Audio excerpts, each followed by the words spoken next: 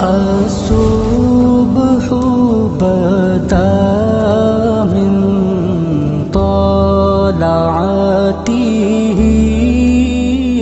حجاج بن یوسف ظالم تھا، ظلم کرتا تھا، زیادتی کرتا تھا۔ حضرت سعید بن جبیر ایک تابعی بزرگ تھے، اتنے بڑے بزرگ تھے کہ ساری رات نماز پڑھتے تھے، سارا سال روزہ رکھتے تھے۔ ایک دن انہوں نے ممبر پہ بیٹھ کے کہا کہ حجاج ظلم سے باز آ جائے ورنہ اللہ کی لاٹھی بڑی بے آواز ہے۔ اللہ کی لاٹھی، اس کا کیا مطلب ہوتا ہے؟ اس کا مطلب ہے جب رب کی لاٹھی چلتی ہے تو اس کی آواز، جی اس کا پہلے کوئی پیغام، وہ پہلے اعلان نہیں کرتا کہ تگڑے ہو جاؤ لاٹھی چلنے لگی ہے، لاٹھی چلتی ہے پر اس کی آواز، سمجھ آ رہی ہے میری بات کی؟ جمعۃ الوداع کے لیے تشریف لانے والے احباب خاص غور فرمائیے گا۔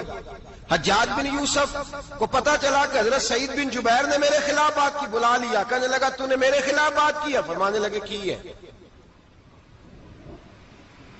کہنے لگا تجھے پتا ہے میں قتل کر دوں گا؟ آپ فرمانے لگے نہ تو زندگی کا مالک ہے نہ موت کا مالک ہے، تو کیسے قتل کر؟ کہنے لگا تجھے پتا ہے میرا؟ فرمایا میں نے تجھے نہیں، میں نے تو کئی شداد، کئی حماد، کئی قارون، کئی فرعون، کئی نمرود دیکھے، کئیوں کی داستانیں سنی، تو کون ہے؟ تو چھوٹا سا ہے۔ ایک جملہ ہے مولانا جلال الدین رومی کا، بڑے درویش تھے، ایک بات کہہ گئے، کہنے لگے نمرود جتنے پیسے نہیں، فرعون جتنی حکومت نہیں، قارون جتنی دولت نہیں، ورنہ فرمانے لگے میرے زمانے میں بھی کئی لوگوں کا خدا بننے کو دل کرتا ہے، کئی لوگوں کا دل کرتا ہے، لیکن نمرود جتنے پیسے، فرعون جتنی طاقت اور قارون جتنی دولت نہیں، ورنہ ہو سکتا ہے لوگ دعویٰ کر جائیں معاذ اللہ ثم معاذ اللہ۔ یہ آج سے کئی سو سال پہلے وہ کہہ رہے ہیں، آج تو حالات بڑے ابتر ہیں، اس کی نسبت خطرناک۔ فرمانے لگے حضرت سعید بن جبیر تو زندگی موت کا مالک نہیں۔ کہنے لگا پکڑو، قتل کرو اسے، لے جاؤ۔ جب پکڑ کر کھینچ کر لے جا رہے تھے نا تو حضرت سعید بن جبیر مسکرانے لگے۔ اب ظالم کے سامنے مسکرائے تو اس کو بڑا غصہ آیا، یہ میرا مذاق اڑاتا ہے؟ بلا لیا، ادھر آؤ، کیوں مسکرا رہے ہو، کیا ہوا؟ تو حضرت سعید بن جبیر کہنے لگے میں مسکرا رہا ہوں تیری بیوقوفی پر اور اپنے اللہ کی دی ہوئی ڈھیل پر۔ میں مسکرا رہا ہوں کہ یا اللہ کیا بات ہے، کیا تیرا شان ہے، کیسے لوگوں کو ڈھیل دی ہوئی ہے۔ میں مسکرا رہا ہوں تیری بیوقوفی پر کہ تو سمجھتا ہے شاید مجھے پوچھنے والا کوئی نہیں۔ کہنے لگا اس کو باہر نہ لے جاؤ، میرے سامنے قتل کرو۔ ٹھیک ہے جی، قتل کرنے لگے تو حضرت سعید بن جبیر نے منہ کعبے کی جانب کر لیا، انی وجہت وجہی للذی فطر السماوات والارض حنیفا وما انا من المشرکین۔ جب آپ نے یہ آیتیں پڑھی نا کہ میں نے منہ کر لیا ہے اپنے رب کی جانب، کرو مجھے قتل، کہنے لگا نہیں نہیں، اس کا منہ پھیرو، کعبے کی طرف ہو کے قتل نہ ہو۔ ہے ظالم پر پاگل ہو گیا ہے۔ حضرت سعید بن جبیر کے حوصلے نے شکست دے دی، ناکام ہو گیا، مخبوط الحواس ہو، کہنے لگا اس کا منہ پھیر دو۔ جب کعبے سے پھیرا تو آپ فرمانے لگے للہ المشرق والمغرب فانما تولى فثم وجه اللہ۔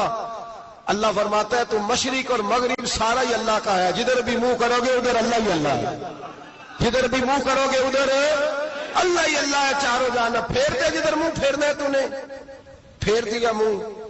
حضرت سعید بن جبیر کے گلے پہ خنجر رکھا تو آپ نے ہاتھ اٹھائے، کہنے لگے اے اللہ میرے بعد اسے کسی اور پر مسلط نہ کرنا،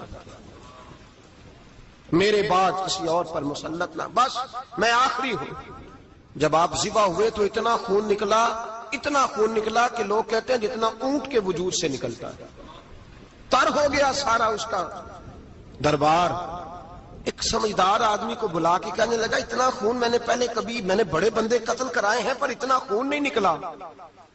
تو وہ کہنے لگے لوگ مر جاتے، مرتے وقت ڈر جاتے ہیں، سہم جاتے ہیں، خون سکڑ جاتا ہے، لگتا ہے یہ شخص جب دنیا سے گیا ہے تو ڈٹ کے گیا ہے، یہ ڈٹ کے گیا ہے دنیا سے۔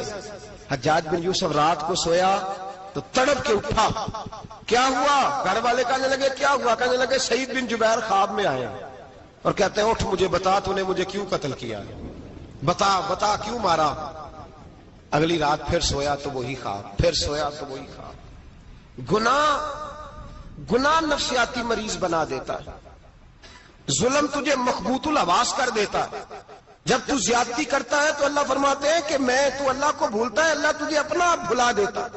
پھر تو بھول جاتا ہے، پھر تو سیدھے رستے پہ چلتا ہے پر بھٹک جاتا ہے، پھر تو صحیح رستوں کا تعین کر کے بھی گمراہ ہوتا ہے، پھر تو روز وہی گاڑی چلاتا ہے پر اب جب تو بریک لگاتا ہے تو نہیں لگتی.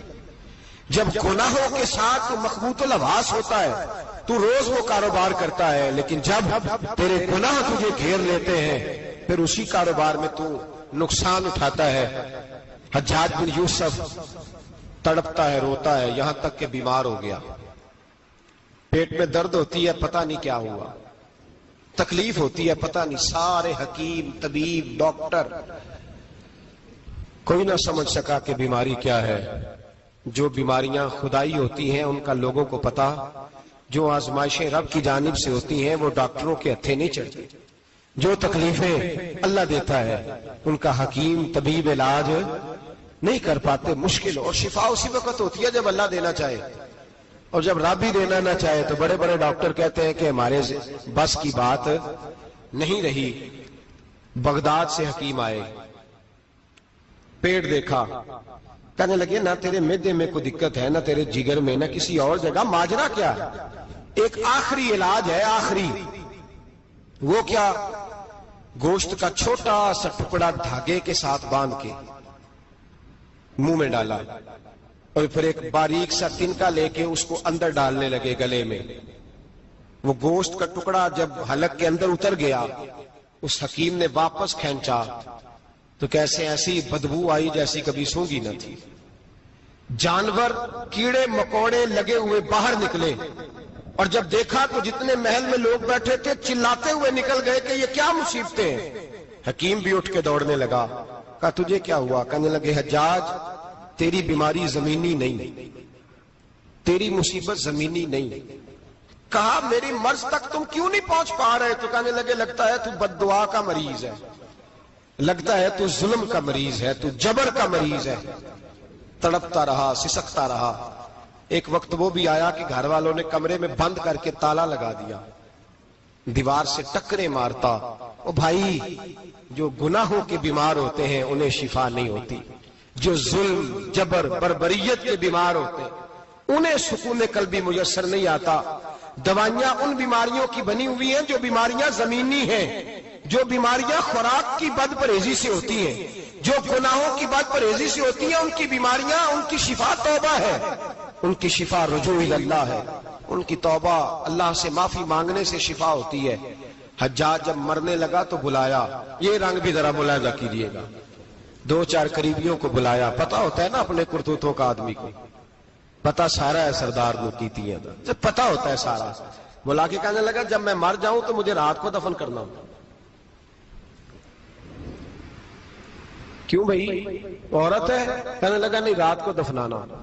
ٹھیک ہے، رات کو دفنا دیں گے. پھر کہنے لگا جب صبح ہو جائے تو صبح ہونے سے پہلے پہلے میری قبر زمین کے برابر کر دینا، نشان مٹا دینا. کا وجہ تو کلمہ پڑھتا ہے، حضور کا حکم ہے کہ قبر کم از کم ایک بالش، ایک گٹ اونچی ہونی چاہیے زمین سے کم از کم،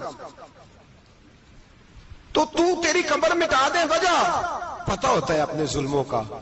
کہنے لگا مجھے پتا ہے لوگ میرے مرنے کے بعد میری قبر بھی نہیں چھوڑیں گے. دنیا میں تو میرے جبر کی وجہ سے کوئی آ نہ سکا، لیکن میری قبر بھی لوگ جنازوں میں باتیں شروع کر دیتے.